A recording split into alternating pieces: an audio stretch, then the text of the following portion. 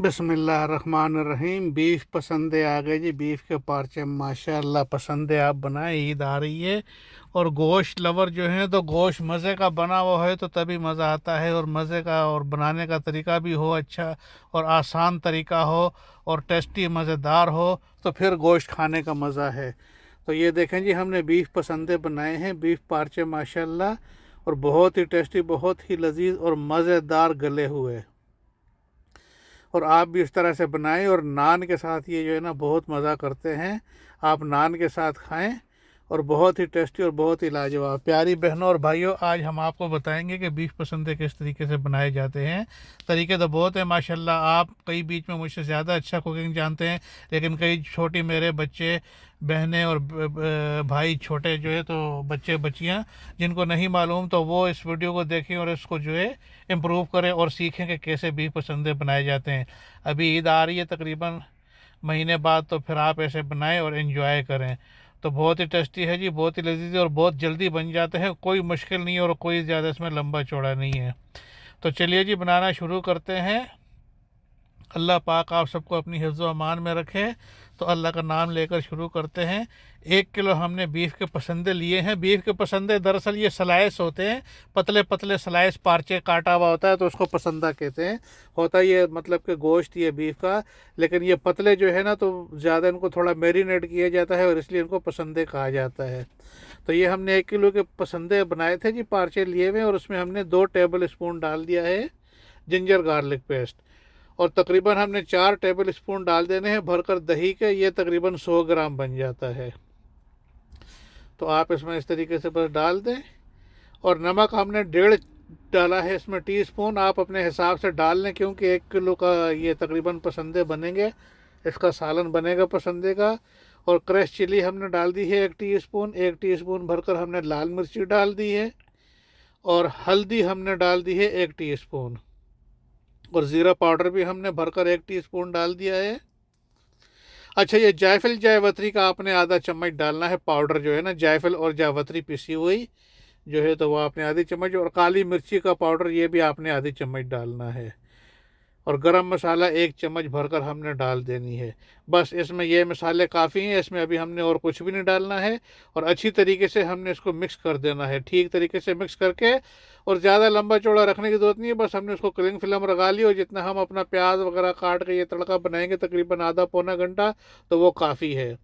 तो हमने जी ये तकरीबन 150 मिलीलीटर, तकरीबन 1 कप, पौना कप, आधा कप समझ लें ऑयल का हमने लिया है। और उसमें हमने तकरीबन 300, डेढ़ डेढ़ पाव 300 ग्राम प्याज जो है वो हमने इसमें डाल दिए हैं। तो प्याज को हमने इसको ब्राउन करना है जी, गोल्डन ब्राउन से थोड़ा सा ज़्यादा हमने डार्क ब्राउन करना है। जिस तरह आप कौरमा टाइप का करते हैं उसी तरह हमने इसको प्याज को करना है, क्योंकि ये बस कौरमे से मिलता जुलता ही है। अच्छा, ये 2 ख़ास आइटम है पसंदे के जो अभी मैं डाल रहा हूँ। एक तो पपी सीड, खशखाश जिसको बोलते हैं, ये खशखाश आपने 2 टेबल स्पून ले लेने हैं।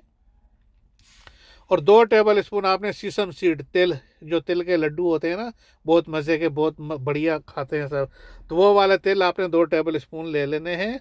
और इनको आपने थोड़ा सा कूट लेना है, ताकि ये दाने साबुत ना रहें, थोड़ा हल्के हल्के से या तो दब जाएं या थोड़े थोड़े से कुछ ले जाएं।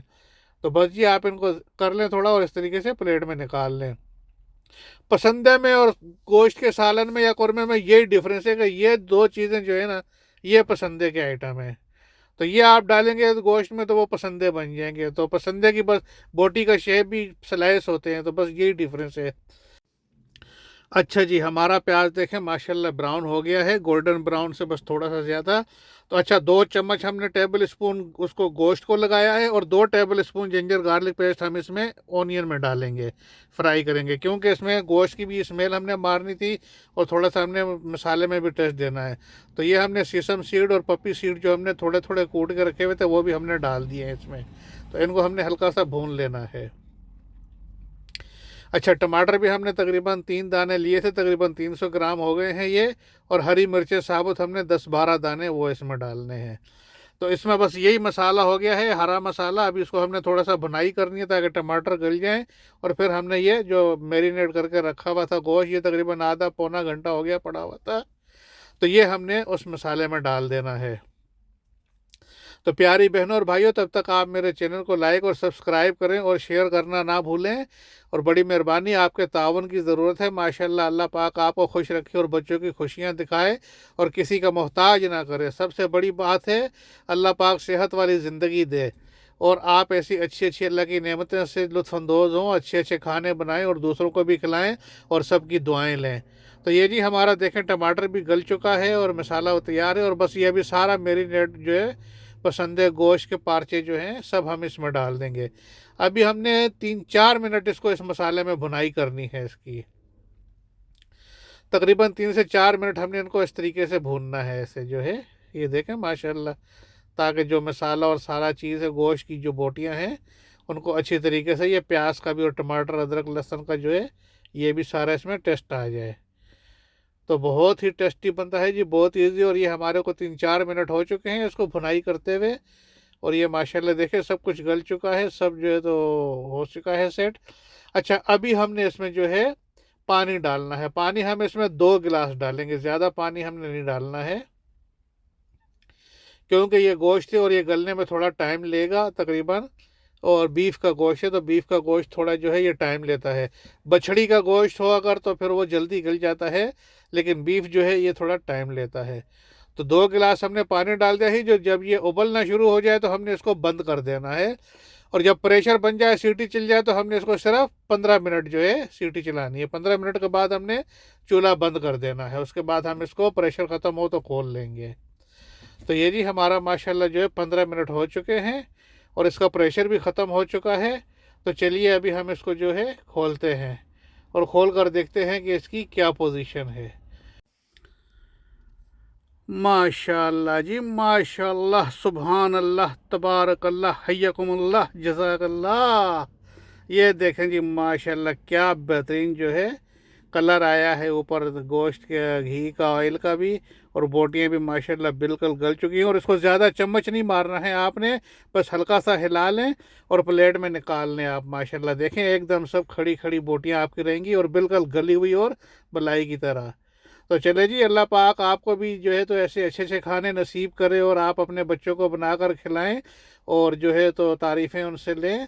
तो ये देखें बिल्कुल बोटी गली है, आपने इस तरह से बनाना है। ओके जी, इजाज़त चाहता हूँ, अल्लाह हाफिज़।